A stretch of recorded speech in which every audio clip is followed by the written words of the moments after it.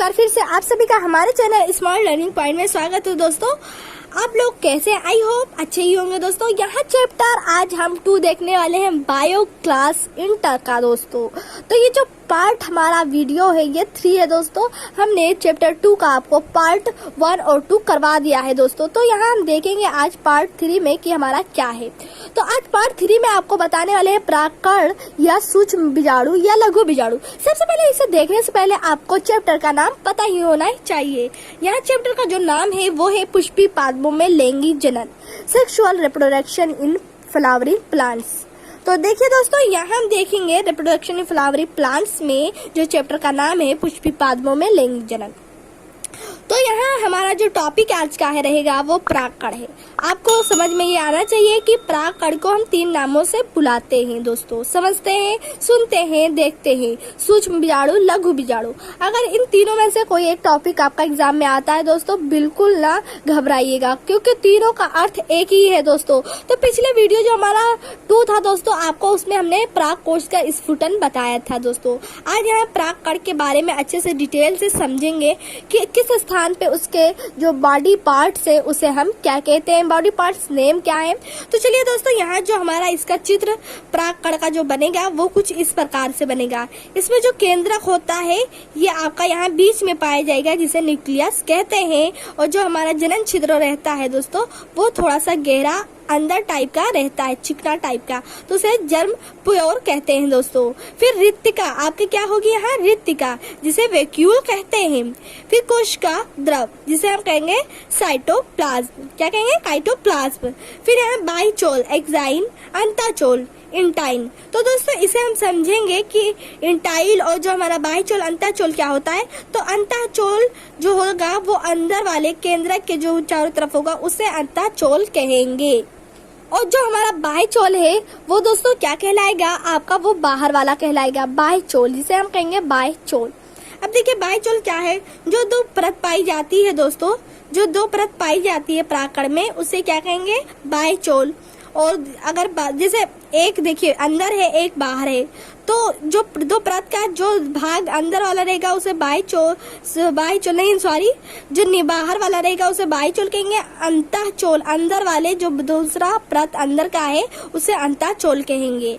अब देखिए दोस्तों आप लोगों ने इसका डायग्राम देखा कि हमारा जो परागकण या सूक्ष्म बीजाणु या लघु बीजाणु है डायग्राम कैसा था और किस प्रकार से हमारा उसमें जो बॉडी पार्ट्स से थे उसका नेम किस प्रकार से था। तो आप लोग ये जानेंगे जो जनन छिद्रता होती है थोड़ा सा चिकनाई होती है, अंदर गहरी होती है, उधर ही आपका जनन छिद्र पाया जाएगा।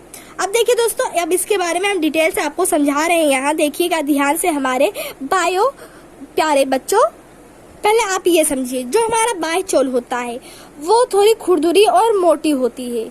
तो देखिए दोस्तों ये बाहर की जो ये है देखिए थोड़ी खुरदुरी और मोटी है तो उसे बाह्यचोल कहेंगे। अंतःचोल जो होती है दोस्तों इस पे देखिए कोई खुरदुरापन नहीं है, एकदम चिकना गोल है, तो वह क्या होता है, चिकनी होती है और पतली होती है। ये क्या होती है, चिकनी होती है और पतली होती है, तो उसे अंतःचोल कहेंगे। यहाँ देखिए दोस्तों थोड़ा सा आपको लोग को डायरेक्शन देने के लिए हमने यहाँ लिख भी दिया है। तो जो बाह्यचोल होती है खुरदुरी मोटी, तो बाह्यचोल क्या है, खुरदुरी और मोटी बाहर वाली। अंतःचोल जो है वो चिकनी और पतली है। दोस्तों अब चलिए नेक्स्ट इसको हम देखते हैं कि जो बाह्यचोल अंतःचोल होता है दोस्तों वो किस प्रकार से बना रहता है। देखिए दोस्तों यहाँ दिया गया है बाह्यचोल स्पेरोपोलेनिन, तो किसकी बनी रहती है, बाह्यचोल किसका बना रहता है। अगर आपसे कोई पूछ ले बाह्यचोल किसका बना रहता है या कौन बनाता है, तो किसकी बनी रहती है बाह्यचोल, हमारी इसकी बनी रहती है, स्पेरोपोलेनिन की बनी रहती है। और यह कौन बनाता है, इसे कौन बनाता है, बनाने वाले का भी तो नाम होगा दोस्तों, वो है हमारा टेपिटम। कौन बनाता है, टेपिटम। अब अंतःचोल किसकी बनी रहती है, वो बनी रहती है आपकी पेक्टोसेल्यूलोज की बनी रहती है। दोस्तों किसकी बनी रहती है, पेक्टोसेल्यूलोज किसकी, ध्यान से पढ़िएगा इसे अच्छे से, इसका स्पेलिंग लिख लीजिएगा दोस्तों। अंतःचोल इसका ही बना रहता है। अब जो हमारा स्पेरोपोलेनिन है दोस्तों वो परागकणों को क्या करता है, वो सुरक्षा प्रदान करता है। उसमें जो उसका एक कवर टाइप का रहता है वो हमारा जो परागकण रहेगा दोस्तों उसे क्या प्रदान करेगा, उसे हमारा सुरक्षा प्रदान करेगा। अब देखिए जो जिस प्रकार से हमने बताया था कि जो परागकण ये देखिए इस टाइप से ही तो बना था हमारा दोस्तों, ऐसे आया था या फिर चिकना हो गया था, फिर ऐसे था। तो जो ये हमारा क्या रहता है, बाह्यचोल, ये रहता है, जो बाहर से कवर रहती है वो उसे सुरक्षा प्रदान करती है, और जो अंतःचोल होती है दोस्तों वो हमारे अंतः के भाग को, जो अंदर केंद्रक रहते हैं, उसे सुरक्षा प्रदान करती है। तो आइए दोस्तों आपको समझ में आया होगा कि जो हमारा स्पेरोपोलेनिन है परागकण को क्या करता है, सुरक्षा प्रदान करता है और यह नष्ट करने से बचाता है। किसे? उसे नष्ट होने से, परागकण को नष्ट होने से ये बचाता है। अब देखिए जो जनन छिद्र आपको हमने बताया था कि जो हमारा यहाँ देखिए इस टाइप से आपको हमने बताया था, ऐसे ऐसे रहता है, फिर यहाँ से ऐसे आकर थोड़ा चिकना हो जाता है, फिर ऐसे ऐसे, फिर यहाँ। तो यहाँ जो जनन छिद्र आपको यहाँ हमने बताया था, यहाँ जो जनन छिद्र होता है वो क्या है। अब देखिए यहाँ कह रहा है कि परागकणों के जिन स्थानों पर बाह्य चोल नहीं पाया जाता उस स्थानों पर छिद्र बन जाता है और उन्हीं छिद्रों को जनन छिद्र कहते हैं। जो हमने आपको बताया था चिकना होता है, वहीं से आपका क्या बनेगा, अंतः जो छिद्र रहेगा उसे हम क्या कहेंगे, छिद्रों का जनन। तो देखिए यहाँ से देखिए कह रहा है द्विबीजपत्रीय के पौधों के परागकण में 3 जनन छिद्र पाए जाते हैं। अगर आपका यहाँ समझिए अगर 2 बीजपत्रीय वाला पौधा है तो उसमें 3 जनन छिद्र पाया जाएगा, और अगर 1 बीजपत्रीय है तो उसमें 1 ही जनन छिद्र पाया जाएगा दोस्तों। तो आप लोगों ने इतना समझा कि द्विबीजपत्रियों में अगर कोई पूछ ले कि कितने हमारे जो परागकण होते हैं उनमें कितने जनन छिद्र पाए जाते हैं, तो आप बता सकते हैं उसमें 3 छिद्र पाए जाते हैं। अब जो नेक्स्ट टॉपिक रहेगा वो रहेगा हमारा जनन छिद्र के कार्य हमारे क्या होते हैं। तो देखिए यहाँ कह रहा है जब परागकण से एक नली निकलती है तो जिसे पराग नली कहते हैं, या तब यह जनन छिद्र से ही निकलती है।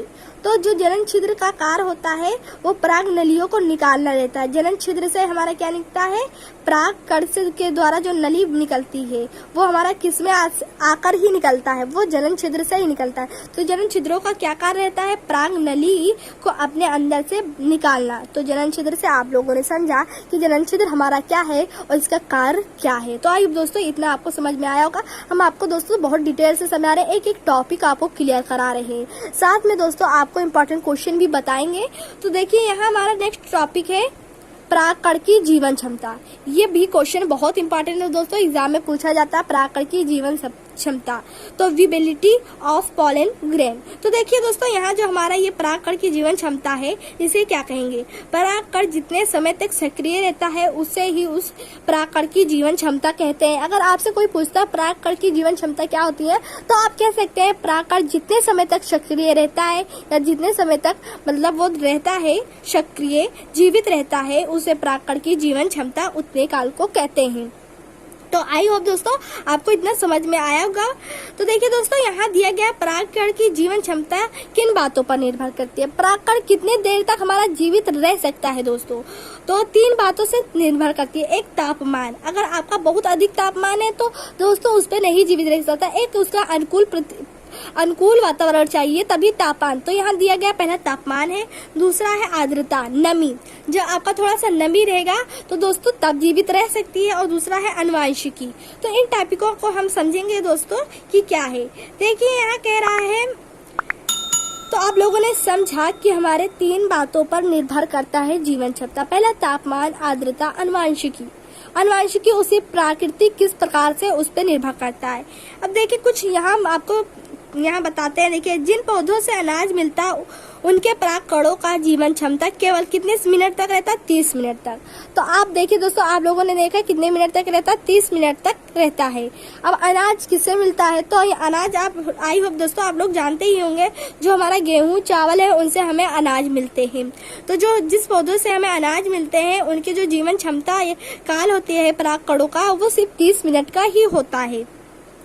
अगर हम यहाँ बात करें गुलाब, जिसे हम कहते हैं बायो भाषा में रोजेसी लेग्यूमिनोसी दाल वाले पौधे को कहते हैं, एवं सोलेनेसी के अंतर्गत जिसमें हमारा बैगन आता है, माइको आलू। तो दोस्तों माइको आलू यहाँ कह रहा है कि के पौधे का परागकण, अगर हम देखें दाल वाले पौधे, रोजेसी, फूल के, गुलाब के पौधों के परागकणों का जीवन क्षमता कई महीने तक सक्रिय रहता है। गुलाब के पौधों का कुल को हम क्या कहते हैं, रोजेसी। यहाँ रोजेसी आया था आपको, तो यहाँ हमने आपको बताया कि जो बायो भाषा में जो उसका कुल होता है उसे रोजेसी कहते हैं दोस्तों। अगर आप लोग हमारे स्टार्टिंग से वीडियो देखकर समझ रहे हैं दोस्तों, तो आपको आगे बहुत अच्छा समझ में आएगा दोस्तों, क्योंकि हमने पहले ही वीडियो में आपको बहुत डिटेल से सारे आपको अच्छे से करवाए हैं दोस्तों। जो हमारा नर और पुष्प के भागों के थे, हम दोस्तों उसे प्रैक्टिकल द्वारा भी आपको समझाएं, एकदम रियलिटी का फ्लावर लेकर आपको उसमें प्रैक्टिकल हमने करवाया है दोस्तों। अगर आपने नहीं देखा तो हमारे जाकर सबसे पहले पिछले वीडियो को आप लोग देख लीजिए। तो दोस्तों आप लोगों ने समझा कि हमारा जो परागकण की जीवन क्षमता थी दोस्तों, वो किस प्रकार से थी, वो किन बातों पर भी निर्भर कर रहा था, किस किस जो हमारे पौधे, अनाज या कोई भी हमारा जो पौधा होता है उसमें जो उनकी परागकण की जीवन क्षमता रहती है वो कितने मिनट तक रहती है, कितने सेकंड तक रहती है, कितने महीनों तक रहती है। तो आप लोगों ने समझा। आज से अगर कोई आपसे पूछता है कि गुलाब का जो होता है दोस्तों परागकण, उनकी जीवन क्षमता क्या रहती है, तो आप बता सकते हैं उनकी जो जीवन क्षमता परागकणों की है वो बहुत अधिक समय तक, आई मीन 1 महीने तक सक्रिय रहता है, 1 महीने तक जीवित रहता है। तो आई होप दोस्तों इतना आपको समझ में बहुत अच्छे से आया होगा। तो दोस्तों अगर ये वीडियो पसंद आ रहा है तो इस वीडियो को लाइक करें, साथ में सब्सक्राइब करें, क्योंकि और भी ऐसे ही न्यू वीडियो के नोटिफिकेशन सबसे पहले आपको मिलते रहे। तो चलिए हम देखते हैं कि नेक्स्ट टॉपिक हमारा क्या है। दोस्तों अगर आप बोर हो रहे हैं तो बिल्कुल बोर ना होइए दोस्तों, क्योंकि हम बहुत डिटेल से आपको पढ़ा रहे हैं। अगर एग्जामिनर, अगर प्रैक्टिकल करने वाले अगर आते हैं तो अगर बुक से कहीं से पूछ लेते हैं तो आप तुरंत बता सकते हैं। और कई ऐसे भी हैं दोस्तों जो कि बहुत मतलब इम्पोर्टेंट ही सिर्फ बताते हैं दोस्तों। हम इम्पोर्टेंट के साथ आपको डिटेल से अंदर एकदम दोस्तों अंदर से बताते हैं दोस्तों। तो आप लोग देख सकते हैं कितने हम डिटेल से उसको बताते भी हैं, उसका हमने डिफिनेशन भी आपको करवाते हैं, साथ में आपको इम्पोर्टेंट बताएंगे, बिल्कुल घबराइएगा नहीं। तो यहाँ देखिए पहला दिया गया है क्रायो संरक्षण क्या है। ये आपका नीट में आया दोस्तों क्वेश्चन, क्या नीट में क्वेश्चन आया है। कौन सा आया क्वेश्चन, क्रायो संरक्षण के बारे में। तो नीट में जब ये क्वेश्चन आया तो आप लोग समझ सकते हैं कितना ये इम्पोर्टेंट क्वेश्चन है। तो आप लोग यहाँ समझिए कि क्रायो संरक्षण क्या है। तो क्रायो संरक्षण एक प्रकार की विधि है। अगर परागकणों को कई दिनों तक सुरक्षित रखना है तब इस क्रायो संरक्षण विधि का प्रयोग करते हैं। ये जो हमारा क्रायो संरक्षण है दोस्तों, ये एक प्रकार का विधि है जो हम बहुत अधिक समय तक जीवित रखने के लिए करते हैं। फिर यहाँ कहना है इसमें बहुत ठंडे तापमान पर परागकणों को सुरक्षित किया जाता है। जैसे हमने आपको 3 बातें बताई थी, हमारा 3 बातों पर परागकण निर्भर करता है। उसके परागकण जो रहते हैं कितने दिन तक जीवित रहते हैं और किन बातों पर निर्भर करते हैं, जिसमें से तीनों बातों में से पहला बात हमारे यहाँ आया है, तापमान पर परागकणों को सुरक्षित किया जाता है। कम से कम जो उनका दोस्तों डिग्री रहता है, यहाँ देख सकते हैं 196 डिग्री सेल्सियस पर परागकणों को सुरक्षित करते हैं। इसमें लिक्विड नाइट्रोजन, तरल नाइट्रोजन का प्रयोग करते हैं दोस्तों। इसमें कोई इस प्रकार से, ये क्या है, तरल नाइट्रोजन है दोस्तों, लिक्विड इस प्रकार का ये हमारा रासायनिक है दोस्तों, जो हम डालकर उसमें उसे अधिक समय तक सुरक्षित प्रदान करते हैं, उसे सुरक्षा प्रदान करते हैं, अधिक लंबे समय तक उसको जीवित रखने का प्रयास किया जाता है इसमें। तो आप लोगों ने समझा जो क्रायो संरक्षण है दोस्तों, वो हमारा क्या है, एक प्रकार का विधि है दोस्तों। तो ये बहुत इंपॉर्टेंट क्वेश्चन है, नीट में भी पूछा जा चुका है, यहाँ आप देख सकते हैं। अब देखिए हम यहाँ देखेंगे लघु युग्मक जनन। अब देखिए लघु युग्मक जो जनन है हमारा दोस्तों, यहाँ वो किस प्रकार से दिया गया है। लघु बीजाणुओं से युग्मक का निर्माण होना लघु युग्मक जनन कहलाता है। क्या, लघु युग्मक जनन कहलाता है। तो ये आपका दोस्तों इम्पोर्टेंट वाली जो बुक आती है उसमें दिया है दोस्तों। तो देखिए इसमें भी हमने आपको कराया, साथ में ये भी टिक करवाते चलते हैं कौन सा टॉपिक इम्पोर्टेंट है दोस्तों। तो ये बहुत इम्पोर्टेंट है, क्या है, लघु युग्मक जनन। तो लघु युग्मक जनन को आप लोगों ने समझा कि क्या है, लघु बीजाणुओं से युग्मक का निर्माण होना ही हमारा क्या कहलाता है, लघु युग्मक जनन। तो यह इस प्रकार से भी इसे कह सकते हैं, परागकणों से नर युग्मकों का निर्माण होना लघु युग्मक जनन कहलाता है। जो अगर दोनों डिफिनेशन में जो आपको अच्छा लग रहा है दोस्तों वो आप याद कर सकते हैं। फिर नर युग्मोद्भिद हम देखेंगे यहाँ दोस्तों कि नर युग्मोद्भिद क्या है हमारा। देखिए नर युग्मोद्भिद आपका बहुत इंपॉर्टेंट क्वेश्चन ये है, मेट गेमेटोफाइट। तो गेमेटोफाइट को हम यहाँ देखेंगे दोस्तों कि किस प्रकार से यहाँ इसका डिफिनेशन निकल कर आ रहा है और नर युग्मोद्भिद हमारा क्या है। तो यहाँ आप देख सकते हैं, जब परागकण में पराग नली और 2 नर युग्मक का निर्माण हो जाए तो ऐसी क्रिया को क्या कहेंगे, परागकणों को नर युग्मोद्भिद कहेंगे। उसमें कहेंगे कि जो 2 नर युग्मक का निर्माण हुआ तो उसे कहेंगे नर युग्मोद्भिद, मतलब युग्मोद्भिद का निर्माण हुआ। तो आप लोगों ने समझा, बहुत इजी होता है दोस्तों, बस थोड़ा सा ध्यान देने की बात है दोस्तों। कोशिश करने वाले कभी हारा नहीं करते, उस इस प्रकार से आप लोग कोशिश करते रहिए, अच्छे से पढ़ते रहिए, पता नहीं आप ही 2023 में टॉप करें। तो देखिए दोस्तों, यहाँ हमने समझा नर युग्मोद्भिद क्या है। अब यहाँ देखेंगे लघु युग्मक जनन के 2 चरण होते हैं। हमने जो आपको पहला लघु युग्मक जनन ने बताया दोस्तों, उसके 2 चरण होते हैं। पहले चरण हमारा जो प्रथम चरण होता है, यहाँ आप देख सकते हैं, जब परागकण परागकोश के अंदर होता है तो उसे प्रथम चरण कहते हैं। जब परागकण परागकोश के अंदर होता है दोस्तों, यहाँ आप लोगों के इसे हमने पिछले वीडियो में डिटेल से अच्छे से प्रैक्टिकल करके भी समझाया कि परागकण कहाँ होता है, परागकोश कहाँ पाए जाते हैं। तो अगर आप लोगों ने अच्छे से डिटेल से देखना है, प्रैक्टिकल के द्वारा समझना है, तो आप हमारी पिछली वीडियो को जाकर देखिए। देखिए दोस्तों, यहाँ कह रहा है तो प्रथम चरण कहते हैं। जब परागकण परागकोश के अंदर जाता है तब क्या कहलाता है? प्रथम चरण। परागकण से पहले प्रथम चरण में क्या होता है, आइए देखते हैं। परागकण से पहले प्रथम चरण में हमारा क्या होता है? तो यहाँ कह रहा है सबसे पहले परागकण के अंदर समसूत्री विभाजन होता है। इसमें 2 कोशिका बनती है। पहली कोशिका छोटी होती है, दूसरी बड़ी होती है। जो पहली दोस्तों होती है वो छोटी होती है। क्या है? जो पहली कोशिका हमारी जाएगी दोस्तों, वो क्या कहलाएगी? छोटी कोशिका कहलाएगी, और जो रहेगी वो बड़ी कोशिका कहलाएगी। तो दोस्तों यहाँ देख सकते हैं, छोटी कोशिका आपकी छोटी रहेगी और बड़ी कोशिका लंबी रहेगी। उसी प्रकार से यहाँ कहा गया है कि जो पहली कोशिका छोटी होती है तथा दूसरी बड़ी होती है। क्या होती है? दूसरी बड़ी होती है। फिर यहाँ है छोटी कोशिका जनन कोशिका कहते हैं। छोटी कोशिका को अगर हम लोग नाम दे तो उसे जनन कोशिका कहते हैं, जो कि हमारी जनन कोशिका छोटी रहेगी। और बड़ी कोशिका को कायिक कोशिका या वर्धी कोशिका कहते हैं। तो कायिक कोशिका और वर्धी कोशिका को के बारे में भी हमने पिछले वीडियो में आपको डिटेल से समझाया कि कायिक कोशिका या वर्धी कोशिका हम किसे कहते हैं, वेजिटेटिव। तो ये देखिए, अब द्वितीय चरण, हमने प्रथम चरण में देखा कि प्रथम चरण में क्या होता है। 2 छोटी कोशिका होती है। पहली कोशिका जो छोटी होती है तो उसे हम क्या कहते हैं? छोटी कोशिका को क्या कहते हैं? किस प्रकार से प्रथम चरण में हमारा क्रिया जो होता है, क्रिया का काम वो कैसे करती है। अब द्वितीय चरण है जब परागकोश से परागकण बाहर आ जाते हैं, तब द्वितीय चरण प्रारंभ होता है। अगर लघु युग्मक जनन जानते हैं कि यही होता है, पर इसमें कितने प्रकार से चरण होते हैं कि वो क्रिया आपकी पूरी होती है। तो आपका इसमें 2 चरण होता है। प्रथम चरण, जो कि प्रथम चरण के बारे में बताया हमने। अब द्वितीय चरण जो है वो हमारा है जब परागकोश से परागकण बाहर आ जाते हैं, तब द्वितीय चरण प्रारंभ हो जाता है। परागकण के बाद अब देखिए द्वितीय चरण में क्या होता है। यहाँ हमने समझा प्रथम चरण में क्या होता है, द्वितीय चरण में क्या होता है कि किस प्रकार से वो बनता है। तो देखिए परागकण जो हमारा परागकण यहाँ दिया है, उसमें जनन कोशिका 2 जो होती है, 2 उसमें नर युग्मकों का निर्माण करती है। जो कोशिका जनन होगी वो 2 या प्रथम चरण के द्वारा नर जो कोशिका बनी वो हमारी उसके बाद में द्वितीय वाले चरण में क्या करेगी? 2 नर युग्मकों का निर्माण करती है। यह क्रिया परागकण के बाद होता है दोस्तों। तो आई होप दोस्तों इतना आपको समझ में आया होगा। तब तक के लिए इतना ही। आप नोट्स अच्छे से बनाइए दोस्तों, अच्छे से इसे समझिए, कहीं डाउट हो तुरंत पूछिए। और हम जितने भी आपको टॉपिक बताते हैं दोस्तों, अच्छे से उसे देखा करिए। सारे टॉपिक आपके एनसीईआरटी से सारे इंपॉर्टेंट है दोस्तों। और लास्ट में आपको इंपॉर्टेंट क्वेश्चन का सीरीज दिया जाएगा दोस्तों सॉल्व करने के लिए। साथ में आपको हम सॉल्व करके भी दिखाएंगे। अब देखिए दोस्तों, यहाँ हम नेक्स्ट जो हमारा वीडियो रहेगा पार्ट 4, उसमें हम क्या पढ़ने वाले रहेंगे उसे आइए आप लोग को हम दिखा देते हैं, क्योंकि आप लोग स्टडी करके आइएगा तो और भी अच्छे से आपको समझ में आएगा। तो यहाँ देखते हैं। पहले देखने से पहले दोस्तों आप लोग पहले एक ही काम किया करिए, जो एनसीईआरटी की बुक रहती है दोस्तों, आपको उसमें कुछ समझ में आए या ना आए, आपको पहले एनसीईआरटी को पढ़ना है लास्ट तक दोस्तों। ऐसा हो नहीं सकता कि उसमें कोई टॉपिक आपको समझ में ना आए, फिर आपको वीडियो देखना है और फिर उसके बाद में जहाँ कंफ्यूजन हो उसे तुरंत आपको पूछना है। तो देखिए दोस्तों, यहाँ हम देखने वाले हैं इसका जो हमारा नेक्स्ट पार्ट 4 रहेगा, तो उसमें हम क्या पढ़ने वाले हैं। तो चलिए देखते हैं।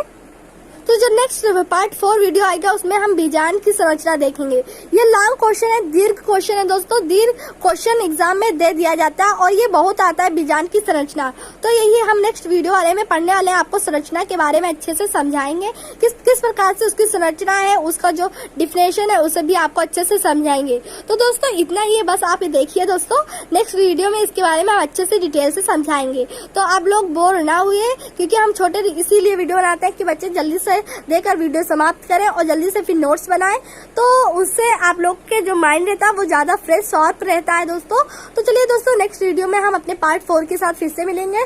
तब तक के लिए इतना ही। Thank for watching this video. और हमारे चैनल के साथ, हमारे वीडियो के साथ बने रहने के लिए सबसे पहले हमारे चैनल को सब्सक्राइब करें, साथ में बेल आइकन को प्रेस करें, जिससे आप सभी को सारे नई वीडियो के नोटिफिकेशन सबसे पहले मिलते रहे। Thank for watching this video.